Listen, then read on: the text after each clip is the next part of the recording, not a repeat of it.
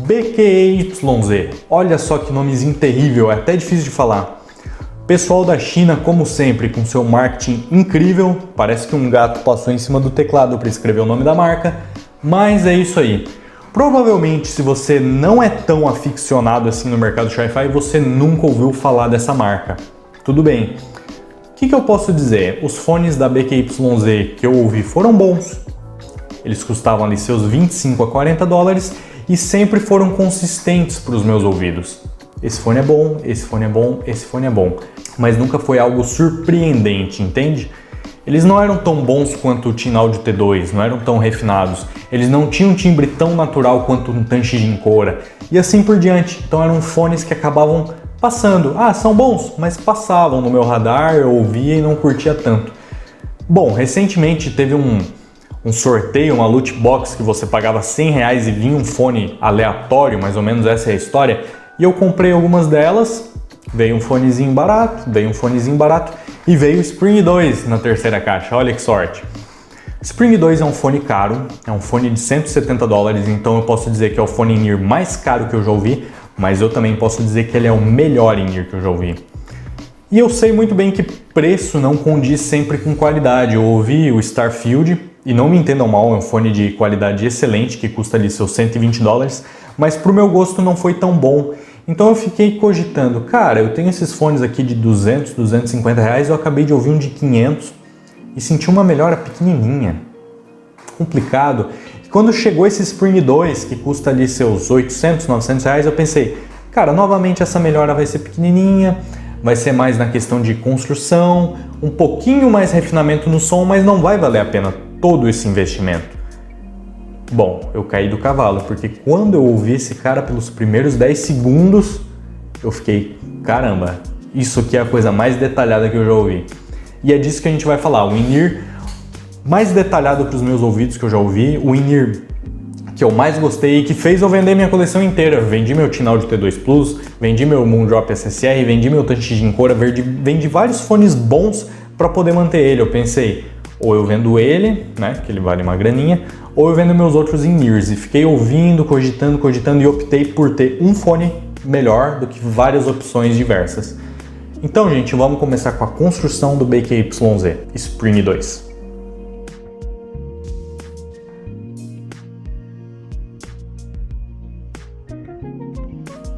Em termos de construção, o BQYZ mostra que realmente ele é um fone mais caro. Ele tem uma finesse, um refinamento maior, tanto na embalagem, quanto nos materiais utilizados no fone, quanto nos acessórios. Então você recebe uma caixa bem interessantezinha, tanto que quando eu abri a caixa ali da China para ver qual fone que era e vi que era uma caixona azul, meio esverdeada, a coisa mais linda, eu já falei, ó, é um fone diferente. Quando eu tirei e vi que era Spring 2, só alegria. Enfim, você tem materiais de qualidade muito grande, tanto no cabo quanto nas shells, tá? As shells são de um metal usinado muito resistente, com uma pintura, parece eletrostática, que não vai sair tão fácil. Os fones da Moondrop têm esse problema de arranhar e perder um pouco a pintura, que eu sinto que isso não vai acontecer. E o cabo é interessante, porque o cabo une duas coisas que geralmente não acontecem. O que acontece? Você muitas vezes tem um fone com um cabo simples, mas um cabo muito útil, que não apresenta microfonia, não é pesado e não embola. Muitas vezes você tem um cabo muito refinado, muito bonito, mas que é justamente o contrário, ele embola, ele é pesado, ele tem microfonia, tem toda aquela inconveniência.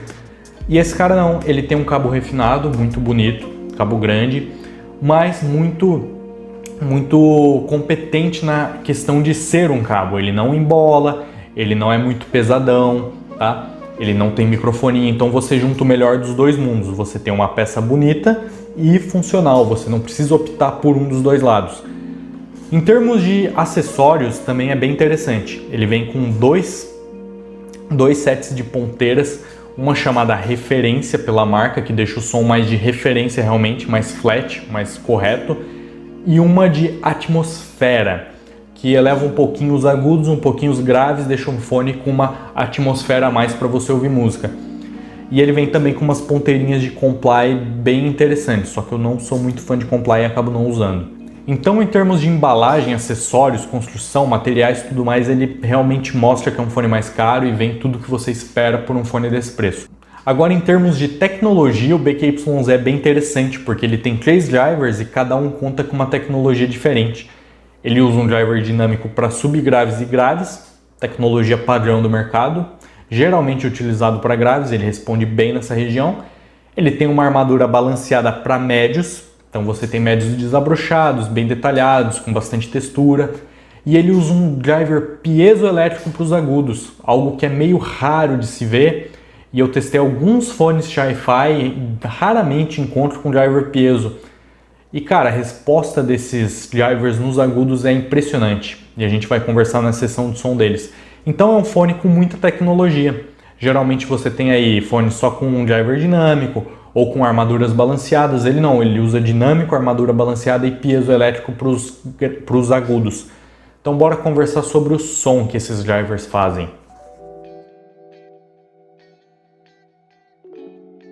Bora partir para o som do garoto que, cara, realmente é incrível esse fone.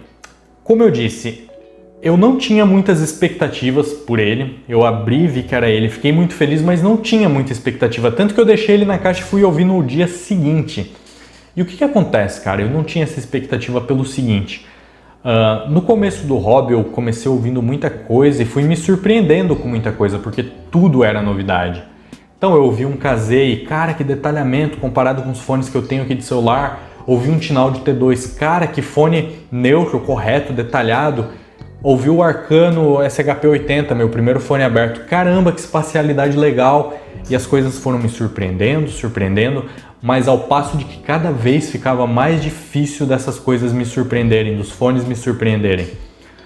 Foi chegando um momento no hobby que eu já tinha ouvido tanto fone, cara, que é realmente complicado você ouvir um fone e ele te surpreender. Recentemente eu ouvi o Starfield, que foi o in-ear mais caro que eu havia ouvido na época, e ele não me surpreendeu.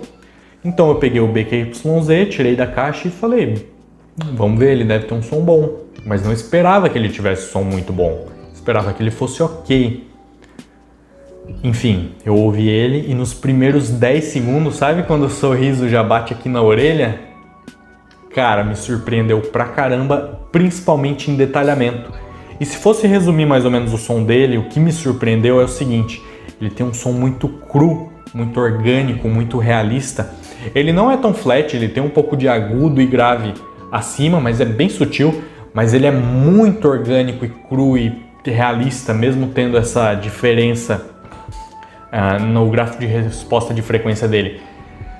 E ele tem um som muito na sua cara, ele começa a jogar muito detalhamento na sua cara, sabe? Então ele não perdoa más gravações, mas quando você pega uma gravação boa, ele começa a te mostrar uma nuance, microdetalhes e coisas que você não ouviria geralmente com um fone mais simples.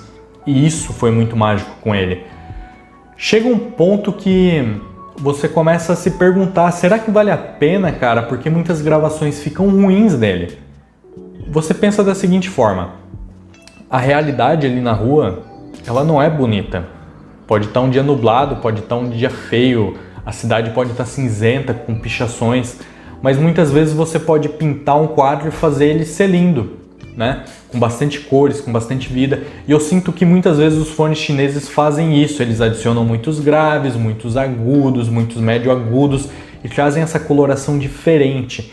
Você ouve a música, mas é como se você visse por lentes diferentes, sabe? Você está analisando a música por óticas diferentes.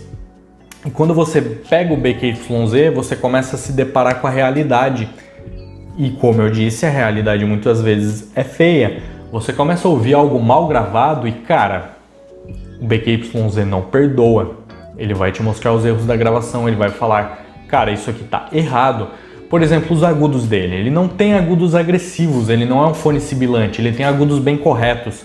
Mas quando você pega uma gravação ruim, ele começa a sibilar, ele começa a ter muito splash nos pratos, começa a ter um pouco de granulosidade no som, mas você para e se pergunta, cara, o fone é muito bom, por que está ocorrendo isso nessa música? Você se dá conta que o problema é a música e não o fone. Então você tem essa distopia, você prefere a realidade, que muitas vezes é difícil, é crua, ela é dura, ou você prefere algo colorido, bonitinho, muitas vezes você prefere, não tem problema nenhum nisso. Porém, o que acontece é que quando a realidade é bonita, esse cara mostra de forma muito interessante. Você consegue captar cada nuance, você consegue perceber cada espacialidade na gravação com muito desempenho, você começa a ouvir o som de uma forma diferente, você começa a ouvir detalhes que você não ouvia antes. E isso é algo que, cara, não tem preço. Muitas vezes um som colorido não vai te trazer isso. Então bora começar com os graves, tá? Os graves são ótimos, porém, aqui são áreas que eu acho que ele poderia melhorar um pouco. Bom, é o melhor in-ear que eu já ouvi, mas ele tem defeitos ainda, nada é perfeito, acho que não existe fone perfeito. E o que acontece? Os graves são muito rápidos, são bem precisos e são bem orgânicos, tem um timbre muito realista, então ele tem um detalhamento muito alto nessa região também. Só que os graves não estendem tão bem. Eles não vão tão bem para os subgraves. Ali pelos 40 Hz ele já para de responder. Então para gêneros modernos, às vezes ele falta um pouquinho de extensão. Não é algo que, é o fim do mundo, mas é algo que daria para melhorar. Tirando isso, os graves são excelentes, eles têm muita velocidade, muito controle e quase não invadem os médios. Invadem bem pouquinho, em raras ocasiões, coisinha pequenininha, mas às vezes você sente, sabe? Eles são graves um pouquinho elevados e isso acontece naturalmente. Bom, essa região é cuidada pelo driver dinâmico e é um driver bem capaz e rápido, aprovado. Bom, partindo para os médios, aqui é onde eu acho que ele traz essa parte crua e sabe, com bastante pegada dele, porque os médios são para frente. Eles não são para frente no sentido de que estão acima dos graves ou dos agudos, eles são para frente no palco sonoro, ele joga muita coisa na sua cara nessa região. Então você tem as vozes na sua cara, as guitarras, pianos e com muito detalhamento, são desabrochados, são médios abertos. Então você tem uma gama de informação muito grande jogada na sua cara. Cabe a você digerir essa informação. Ele pode ficar cansativo se a gravação for ruim, ele pode ficar cansativo se você ouvir em volume muito alto, mas ele não tem nenhuma rispidez, não tem nenhuma elevação nesses médios, eu não sinto isso. Eles são simplesmente para frente, realistas e detalhados. Você pode gostar disso ou pode não gostar. Eu particularmente gostei bastante, porém, como eu disse, em gravações ruins ele não perdoa e, cara, não perdoa mesmo, a gravação fica realmente ruim. Ele fala, aqui tem um problema, veja esse problema. Cara, não, tá ruim, se vira, o problema tá aqui e veja esse problema. Ele faz isso. Partindo para os agudos, cara, aqui é onde mora o driver piezoelétrico, que tem uma resposta e uma velocidade muito grande, cara. E é isso que eu acho interessante desse tipo de driver. O que acontece? Eles são drivers muito rápidos e precisos, então você tem um detalhamento novamente. Veja que eu falo a palavra detalhamento toda hora, porque ele é um fone muito detalhado e é aqui que mora a maior parte do detalhamento. O detalhamento é muito alto, porque ele é um fone com agudos muito rápidos. Porém, os agudos não são muito elevados e isso é ótimo. Ele não tem sibilância, ele não tem pico, ele não tem brilho excessivo. Mas mesmo assim ele tem um detalhamento muito alto e bastante velocidade. Tudo isso graças ao driver piezo, que consegue ter uma velocidade grande, jogar os agudos ali para frente, jogar bastante detalhamento, ter um timbre natural, sem dar aquela escorregada e gritar nos seus ouvidos ou rasgar os seus ouvidos. Então você tem, recapitulando, graves um pouquinho acentuados, com bastante velocidade e precisão, mas não tão estendidos. Aqui é uma área que eu acho que poderia melhorar. Médios bem na sua frente, com muito detalhamento, bastante coerência, bastante textura, que vão mostrar qualquer erro da gravação, tá? Então cabe a você julgar se isso é bom ou ruim. E agudos muito rápidos, coerentes, detalhados. Os agudos foram os melhores que eu já ouvi. Então não tem muito, na minha concepção, que melhorar aqui. Entra numa camada, entra num conceito que é difícil você descrever. Porque se é o melhor que eu já ouvi, como é que eu vou criticar? Entende? Eu não sei o que pode melhorar mais. Enfim. Bom, gente, essa foi a minha review do BQYZ Spring 2. Espero que vocês tenham gostado. Foi uma review meio longuinha, porque é um fone que eu gosto muito. Se vocês gostaram, entre aí no canal, dá uma olhadinha, tem mais conteúdo. E se você gostar desse conteúdo, desse tipo de conteúdo, se inscreve que eu vou trazer mais pra vocês, tá? Se você não curtiu, ó, eu tô de olho, cara. Dá 2 dislike aí pra computar certinho. E bora pro próximo, quem sabe o próximo você curte. Falou, gente, um abraço e até a próxima!